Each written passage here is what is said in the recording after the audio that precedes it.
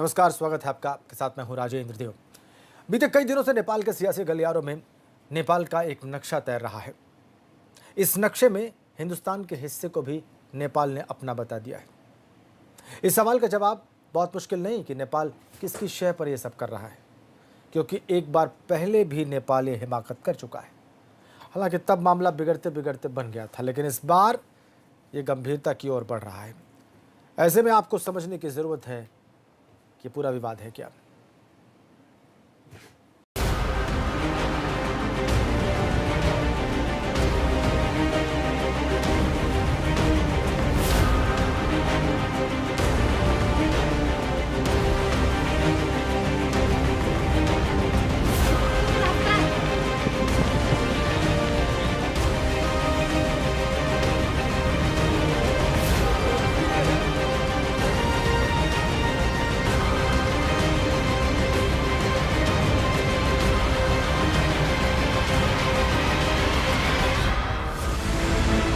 नेपाल ने नया नक्शा खींचा तो हिंदुस्तान की इस सरजमी को अपने देश का हिस्सा बता दिया।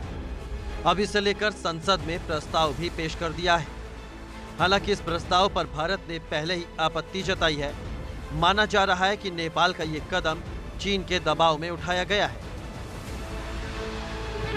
नेपाल की आपत्ति लिपुलेख दर्रे के पास भारत की ओर से सड़क बनाए जाने को लेकर है। लिपू दर्रे की तरफ जो सड़क बनाई है उसको लेकर के नेपाल को ऐतराज हो गया है, और सभी जानते हैं कि नेपाल के इस ऐतराज के पीछे चीन की ताकत खड़ी है। चीन कभी नहीं चाहता नेपाल और भारत के रिश्ते बहुत ही अच्छे हों, बहुत मधुर हों। वो सड़क सामरिक महत्व से भी इतनी महत्वपूर्ण है कि उसका बनाया जाना बेहद जरूरी है। चाइना जिसको दुनिया की छत कहते हैं, लहासा तक वो ट्रेन और सड़कें ले आया, लेकिन उसको भारत की सीमांत क्षेत्रों में सड़कें बनाना बहुत नागवार गुजर रहा है। नेपाल ने अपने दावे में काली नदी के उद्गम स्थलों को जोड़ दिया है, जिसमें काला पानी, लिम्पियाधुरा और लिपुलेख है। नेपाल का कहना है कि लिम्पियाधुरा और काला पानी उसका है। हालांकि विवाद की शुरुआत तो पहले ही हो गई थी, जब नेपाली प्रधानमंत्री पुष्पदहल कमल प्रचंड ने अपने शासनकाल में नेपाल का नया नक्शा पेश करते हुए उत्तराखंड को ही अपना हिस्सा बता दिया था। वो विवाद तो जैसे तैसे थम गया था। अब जब एक बार फिर नेपाल का नया नक्शा चर्चा में है और विवाद बढ़ रहा है, तो भाजपा भी कह रही है कि बेवजह इस मसले को तूल दिया जा रहा है, क्योंकि नेपाल से भारत के रिश्तों के मायने बेहद अलग हैं। भारत और नेपाल के बीच में जो वर्तमान में ये विषय आ रहा है, इसमें लगता है कि कहीं न कहीं किसी तीसरे देश की साजिश इसमें दिख रही है, क्योंकि जिस तरह से भारत और नेपाल के संबंध एक अटूट संबंध है, क्योंकि भारत और नेपाल के संबंध सिर्फ व्यापारिक आर्थिक तक ही सीमित नहीं है, एक सामाजिक संबंध भी है। और साथ साथ जो है कि मैं तो यहाँ तक कहता हूँ कि एक, जैसे हम लोग यहाँ पर कहते हैं पिथौरागढ़ में, कि रोटी और बेटी तक का संबंध जो है कि नेपाल के साथ हमारा है, और आज का नहीं, सदियों से चला आ रहा संबंध है।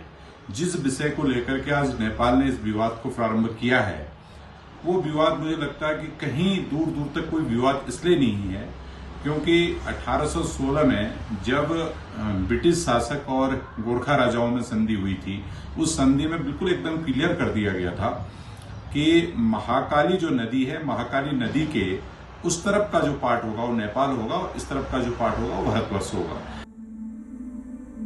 नेपाल के विरोध के पीछे चीन का हाथ है, इससे इनकार नहीं किया। और जो मुख्य वजह मानी जा रही है वो लिपुलेख तक का रास्ता। अगर ये तैयार हो जाता है तो मानसरोवर यात्रा 1 महीने की बजाय 1 सप्ताह में पूरी हो जाएगी। इसी बात का डर नेपाल को दिखाया जा रहा है कि उसका पर्यटन चौपट हो जाएगा। तो ओल्ड सर्वे जो ब्रिटिशर्स ने किया था, वो लिम्पियाधुरा वाला जो स्ट्रीम था, वो उसको काली नदी का उद्गम माना गया। लेकिन 1857 में, फिर 1879 में ये दोबारा इसका रीअलाइनमेंट हुआ, और फाइनली पंखा गाड़ जो बिल्कुल काला पानी के नीचे है, वो काली नदी, वो माना गया काली नदी का उद्गम, और काला पानी बाहर हो गया और काला पानी इंडिया में आ गया। तब से, और 79 में जो तय हुआ, रीअलाइनमेंट तय हुआ, इसको नेपाल ने भी स्वीकार किया था। तब से हमारी वही बाउंड्री है दोनों। असल में अभी भी गुंजी के लोग तिब्बत और धारचूला के लोग नेपाल में खुला व्यापार करते हैं। नेपाल में तो पासपोर्ट की जरूरत नहीं, लेकिन तिब्बत में भी गुंजी के लोग खुला व्यापार करते हैं और उन्हें आने जाने के लिए अनुमति की जरूरत नहीं है। हालांकि नेपाल की सियासत के लिहाज से भी ये मुद्दा गरमाया हुआ है, क्योंकि नेपाली कांग्रेस नक्शे पर लगातार विरोध जता रही है। माना जा रहा है कि भारत नेपाल के समक्ष ये बात रखेगा कि नक्शे में बदलाव के उसके फैसले में भारत और चीन के बीच हुए कुछ समझौतों को नजरअंदाज किया गया है। हैरानी की बात है कि नेपाल ने 1990 के दशक से इन समझौतों पर कभी आपत्ति नहीं जताई है, जिसका मुद्दा अब वो उठा रहा है। हालांकि उत्तराखंड के इलाकों को लेकर नेपाल का खूनी इतिहास भी रहा है। गोरखा सेना ने पहले तो कुमाऊं पर कब्जा किया और फिर उसके बाद गढ़वाल पर भी कब्जा कर लिया। इसी दौरान अंग्रेजों का आगमन बहुत अच्छे से भारत में हो गया था, तो टिहरी नरेश ने ब्रिटिश सेना से संपर्क साधा और मदद मांगी। ब्रिटिशर्स इस बात के लिए तैयार हो गए और टिहरी नरेश की सेना कुमाऊं की छोटी छोटी जागीर जो थी, उनकी जो छोटी छोटी आर्मीज थी, उनके लोग, उनके सिपह सलार और अंग्रेजों की फौज ने गोरखा सेना पर हमला कर दिया। इस युद्ध में गोरखाओं को पराजय सहन करनी पड़ी और इसी दौरान एक संधि ड्राफ्ट हुई दोनों देशों के बीच, जिसको सुगोली की संधि कहते हैं। और उस संधि के मायने ये थे कि महाकाली नदी से इस तरफ वाला हिस्सा भारत देश का हिस्सा होगा और महाकाली नदी से पार जितना भी हिस्सा है वो नेपाल देश का होगा। सच्चाई ये है कि नेपाल कितने भी विवाद खड़े कर ले, लेकिन यूपी और उत्तराखंड के कई जिले हैं जिनके जरिए पिथौरागढ़, चंपावत, गोरखपुर और बहराइच जैसे जिलों से राशन आता है। ये बात नेपाल के मधेशी भी समझते हैं और कांग्रेस पार्टी भी। देहरादून से अजीत राठी के साथ bureau report, ABP Ganga. Hindustan और नेपाल के रिश्ते समझना मुश्किल नहीं। भारत हमेशा बड़े भाई की भूमिका में रहा है, लेकिन रिश्तों के पैमाने वक्त तय करता है। दरारें भी इसकी गवाह होती हैं और ऐसी ही एक दरार बलिया में चल रही है सांसद वीरेंद्र सिंह मस्त और विधायक सुरेंद्र सिंह के बीच, जिसमें विवाद की जड़ भी जमीन ही है। विधायक सुरेंद्र सिंह ने जमीन खरीद में मस्त और उनके रिश्तेदारों की भूमिका पर सवाल उठाए हैं, लेकिन मस्त के रिश्तेदारों ने इसे खारिज कर दिया।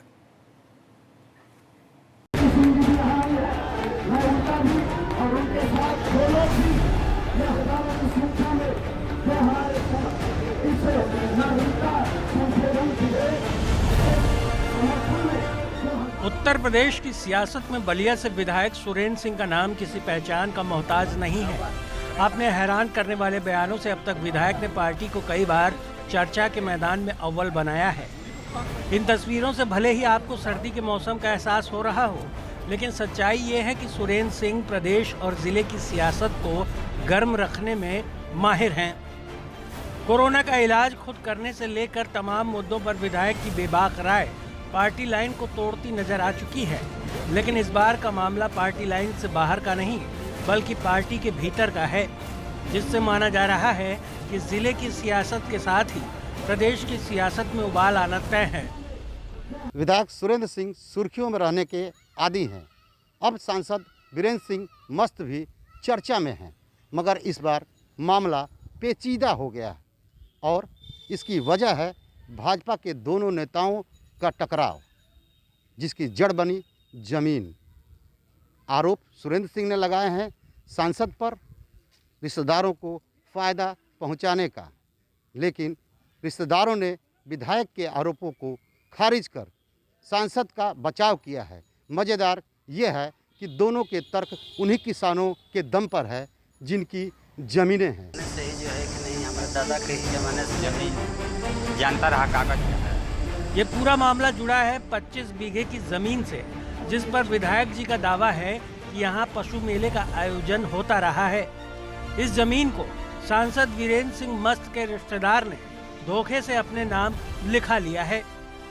पशु मेला की जमीन ही वो डायरेक्टर विनय कुमार सिंह दलकी के रहने वाले हैं। सुनने में आया कि कोई कंपनी बनाए हैं, लेकिन मैं दुख के साथ कह सकता हूं कि वो जो डायरेक्टर विनय कुमार सिंह है वो भी बड़े भाई सांसद वीरेंद्र सिंह मस्त के सगे भांजे हैं।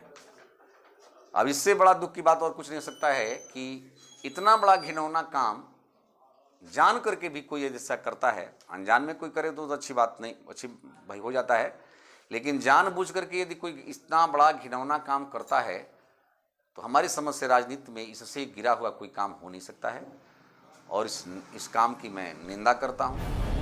वहीं सुरेंद्र सिंह के आरोपों को लेकर सांसद वीरेंद्र सिंह मस्त के रिश्तेदार और भांजे विनय सिंह भी सामने आए, जिन्होंने विधायक के आरोपों को सिरे से खारिज कर दिया।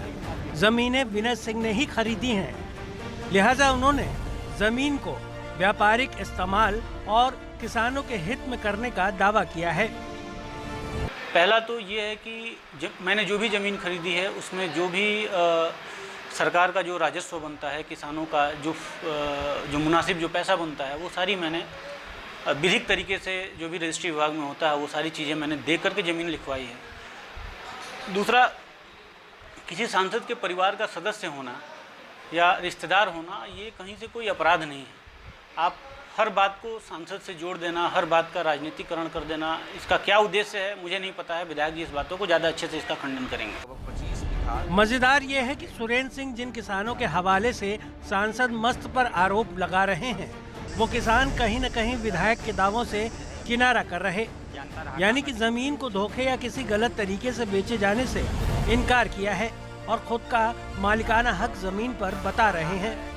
हमारे दादा के ही ज़माने से जो है ये ज़मीन जो है चली आ रही है, 84 से पहले का ही है।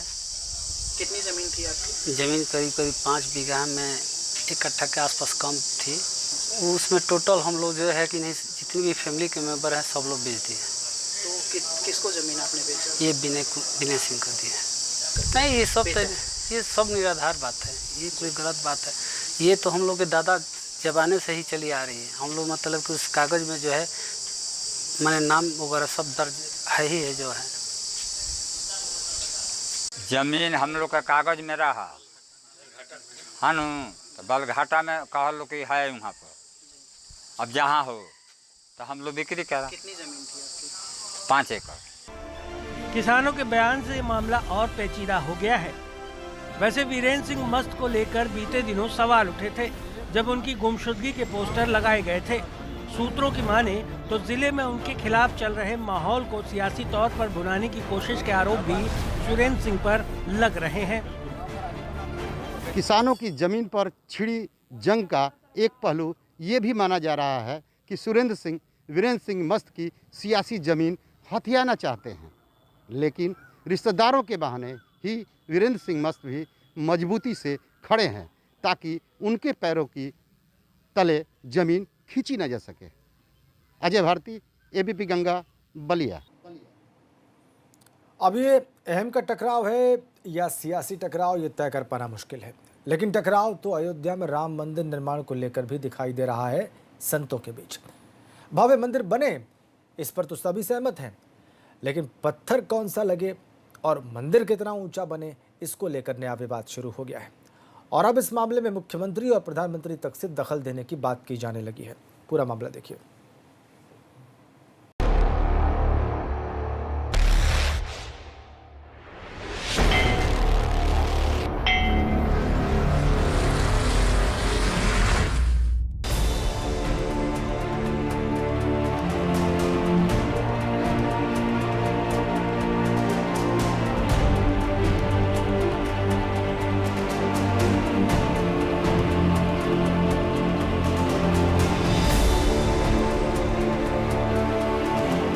अयोध्या में राम मंदिर के निर्माण का काम तेज हो गया है। देश के तमाम राम भक्तों के साथ अयोध्या के साधु संतों को इंतजार है कि भव्य राम मंदिर बने, मगर अब संतों के बीच नया विवाद खड़ा हो गया है। ये विवाद है राम मंदिर की प्रतिमा को लेकर और निर्माण में पत्थरों की नई मांग को लेकर। राम मंदिर निर्माण को लेकर के अब संतों में एक नई बहस सामने आई है। राम मंदिर निर्माण के लिए संतों ने अब मांग की है कि जो पत्थर राम जन्मभूमि की कार्यशाला में तराशी करके रखे हुए हैं, इन पत्थरों से राम मंदिर का निर्माण ना हो। अब उनके लिए संगमरमर के पत्थर मंगाए जाएं। राम मंदिर आंदोलन का केंद्र रहे दिगंबर अखाड़ा में संतों की बैठक कल की थी, जिसमें विधायक अयोध्या को संतों ने एक ज्ञापन भी सौंपा था। अब संतों के दूसरे धड़े ने इसे स्वीकार किया है उसका साफ कहना है कि ये वही संत हैं जिन्होंने पूर्व में विश्व हिंदू परिषद के मॉडल को स्वीकृति दी थी। राम जन्मभूमि न्यास के सदस्य रहे रामविलास वेदांती ने राम की प्रतिमा को लेकर सवाल उठाए हैं। वेदांती के मुताबिक जब पहले ही यह तय हुआ था कि भव्य राम मंदिर ऐसा होगा जिसमें दूर दराज से राम की प्रतिमा देखकर ही अयोध्या होने का अंदाजा लगाया जा सके, ऐसे में प्रतिमा की लंबाई छोटी करने का क्या मतलब है। यही वजह है कि इस मसले को लेकर उन्होंने सीएम और पीएम के सामने अपनी बात रखने को कहा है। वेदांती का कहना है कि इस मसले को लेकर भ्रमित किया जा रहा है। उन्होंने महंत नृत्य गोपाल दास से भी बात करने की बात कही है की हार्दिक इच्छा है, देश के सभी राम भक्तों की हार्दिक इच्छा है कि विश्व का सबसे ऊंचा, सबसे श्रेष्ठ, सबसे दिव्य और सबसे भव्य रामलला का मंदिर बने और विश्व का सबसे बड़ा पर्यटक, आध्यात्मिक, सांस्कृतिक केंद्र अयोध्या बने। इसके लिए आवश्यक है मंदिर की ऊंचाई, लेकिन मंदिर की ऊंचाई केवल 128 फुट में हमारे देश के संतों को, देश के राम भक्तों को संतोष नहीं है। संतों की तरफ से उठाए जा रहे इस मुद्दे का मामला सरकार तक भी पहुंच गया है। सूत्रों की माने तो इस मसले पर सरकार ने विवाद का हल निकालने का संदेश दे दिया है। ऐसे में अखाड़ों के संत भी इशारा दे रहे हैं कि विवाद है ही नहीं। रामलला के मुख्य पुजारी सत्येंद्र दास का मानना है कि कोई भी नई मांग मंदिर निर्माण का रास्ता मुश्किल करेगी। जो मॉडल है, इस मॉडल को इन्हीं भक्तों ने, इन्हीं संतों ने स्वीकार किया है और यह मॉडल तमाम भक्तों के पास चित्र के रूप में उपस्थित है।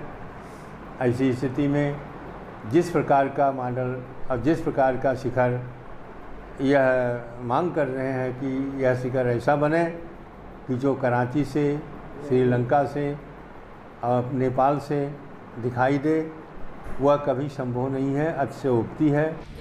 वहीं इस मसले पर विधायक की संतों से मुलाकात हुई है। उन्होंने संतों की तरफ से बाकायदा एक ज्ञापन भी लिया है जिसमें कुछ नई मांगें रखी गई हैं। विधायक वेद प्रकाश गुप्ता का कहना है कि संतों में कोई नाराजगी नहीं है। निश्चित रूप से पूज्य संत महंतों की जो भावना है मैं उसको प्रधानमंत्री और मुख्यमंत्री से पहुंचाऊंगा। ऐसे भी माननीय प्रधानमंत्री जी ने ट्रस्ट की घोषणा करते वक्त लोकसभा में कहा था कि भव्य और दिव्य राम मंदिर अयोध्या में बनेगा और पूज्य संत महंतों ने भी अभी जो मुझे ज्ञापन दिया है उसमें भी उनकी यही मांग है कि भव्य और दिव्य मंदिर बनना चाहिए, संत महंतों को विश्वास में लेकर काम संपन्न होना चाहिए। तो निश्चित रूप से जो पूज्य संत महंतों की इच्छा है, राम मंदिर की इच्छा सबकी है और सबकी इच्छा है अयोध्या के पूज्य संत महंतों के, अयोध्या वासियों को, पूरे विश्व के, देश के, दुनिया के लोगों की कि भव्य दिव्य राम मंदिर बने और माननीय प्रधानमंत्री कह चुके, माननीय मुख्यमंत्री जी की भी यही इच्छा है। तो मुझे लगता है कि निश्चित रूप से कोई ऐसी बात नहीं है। अयोध्या के दूसरे संत भी साफ तौर पर कहते हैं कि मंदिर को लेकर कोई विवाद नहीं है।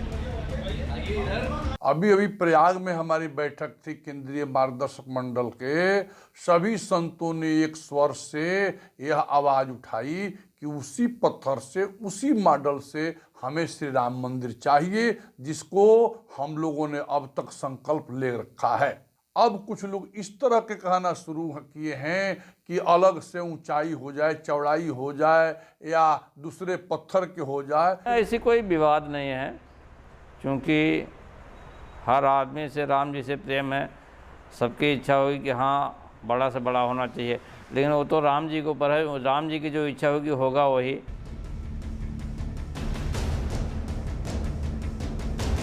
अयोध्या में भव्य राम मंदिर निर्माण की चाहत सभी की है, लेकिन बिना किसी विवाद के। ऐसे में जरूरत इस बात को समझने की है कि मंदिर निर्माण से पहले सारे विवाद निपटा लिए जाएं, फिर चाहे वो विवाद संतों के हो या समाज के। एबीपी गंगा के लिए अयोध्या से ऋषि गुप्ता की रिपोर्ट।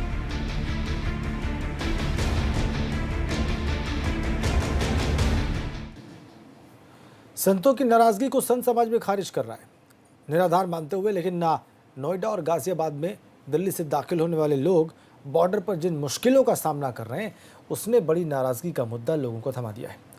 यही वजह है कि दोनों जिलों के डीएम के फैसले पर सवाल उठ रहे हैं। हालांकि अब दिल्ली मुख्यमंत्री ने भी अपने बॉर्डर सील करने के आदेश दे दिए हैं और इससे मुश्किलें बढ़नी तय हैं।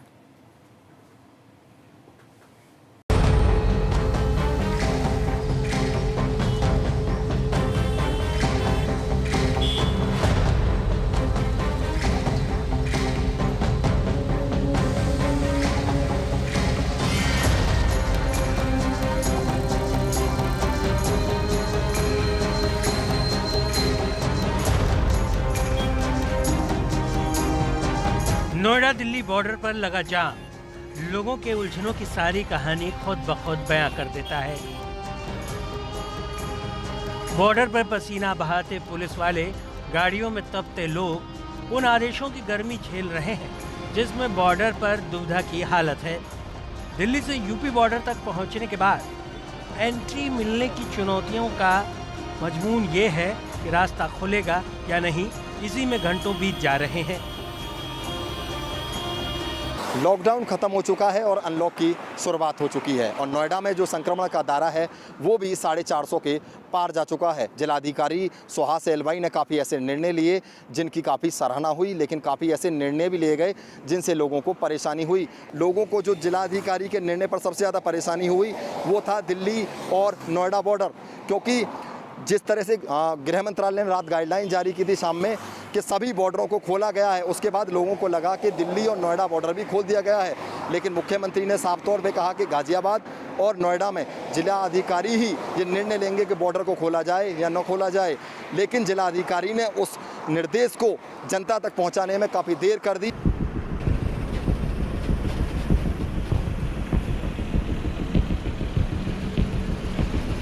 ये मंजर है कोरोना की 4 लॉकडाउन के बाद पहले अनलॉक का। जब सब कुछ खुलने की बात की जा रही है तो उस दौर में बॉर्डर पर मुश्किलें बढ़ी हुई हैं। खासकर दिल्ली से आने वालों के लिए रास्ता नोएडा का हो या गाजियाबाद का, हालात एक जैसे हैं। एमएचए ने जो गाइडलाइन जारी की थी उसके मुताबिक कहीं ऐसा नहीं था कि एक राज्य से दूसरे राज्य में जाने के लिए पास की आवश्यकता है, लेकिन गाजियाबाद जिलाधिकारी ने आदेश जारी करके ये कहा कि दिल्ली आने और जाने के लिए पास की ज़रूरत होगी, जिसके चलते सुबह दिल्ली और गाजियाबाद बॉर्डर पर वाहनों की लंबी कतारें लग गई, जाम लग गई, लोग परेशान रहे। इसके पीछे जो वजह बताई गई उसके मुताबिक नोएडा प्रशासन मानता है कि जिले में मरीजों की तादाद दिल्ली की वजह से बढ़ी है। ऐसे में दिल्ली के रास्ते ज्यादा छूट देने का मतलब अपने लिए मुश्किलें बढ़ाना है। यही वजह रही कि जरूरी सेवाओं को छोड़कर बाकी सभी को वापस भेजने में देरी नहीं की गई। यूपी में नई गाइडलाइंस जारी होने के बाद नोएडा में जिलाधिकारी सुहास एलवाई ने दिल्ली नोएडा बॉर्डर पर आवाजाही पर लगी रोक बरकरार रखी है। एक आदेश में डीएम साहब ने कहा है कि सिर्फ दिल्ली से 42% कोरोना के केस नोएडा में मिले हैं, लिहाजा बॉर्डर पर जरूरी सेवाओं से जुड़े लोगों को ही इजाजत दी जाएगी। कि जिनको असुविधा महसूस होती है तो उनकी भी बात एक जस्टिफाइड है, क्योंकि उनके व्यक्तिगत जीवन में असुविधा हो रही है। एट द सेम टाइम जो कम्युनिटी हेल्थ है वह भी सरकार की जिम्मेदारी है कि जनपद गौतम बुद्ध नगर में जो केसेस है उसका भी नियंत्रण करना, यहाँ पे जनता का स्वास्थ्य के बारे में सोचना, वह भी हमारी जिम्मेदारी है। अतः कोशिश यही रहेगी कि दोनों के बीच में बैलेंस बनाते हुए जो जनपद गौतम बुद्ध नगर के लिए सबसे बेहतर निर्णय है वो सारे स्टेक होल्डर्स के साथ बात करते हुए, सारे डिपार्टमेंट्स के साथ चर्चा करते हुए कंटिन्यूअस मॉनिटर करते रहेंगे। हालांकि डीएम के इस फैसले से नौकरी पेशा लोगों को दिक्कत आ रही है। ये खबर एबीपी गंगा ने भी दिखाई तो सीएम ने टीम 11 के साथ हुई मीटिंग में जिक्र उठाया और गाजियाबाद नोएडा के जिलाधिकारियों से बात करने को कहा। कुछ ऐसी ही तस्वीर गाजियाबाद की है, जहां बॉर्डर पर एंट्री करने वालों की भीड़ रही। वैसे गाजियाबाद नोएडा की तर्ज पर दिल्ली सरकार ने भी अपने बॉर्डर पर सख्ती बढ़ा दी है, उसे सील कर दिया है। इसके साथ ही मुख्यमंत्री केजरीवाल ने दिल्ली के लोगों से सुझाव भी मांगा है कि बाहरी लोगों के लिए बॉर्डर खोले जाने चाहिए या नहीं। इसके लिए लोग शुक्रवार तक अपनी राय दे सकते हैं। अनलॉक 1 के बीच बॉर्डर को लेकर कंफ्यूजन ने लोगों की दिक्कतें दूनी कर दी हैं। वैसे दिक्कतों की असली वजह है कोरोना के बढ़ते मामले, जिन्हें अपने इलाकों में गिनाने के लिए राज्य सरकारें तैयार नहीं हैं। यही वजह है कि बॉर्डर की सख्ती लोगों पर भारी पड़ रही है। Bureau report, ABP Ganga.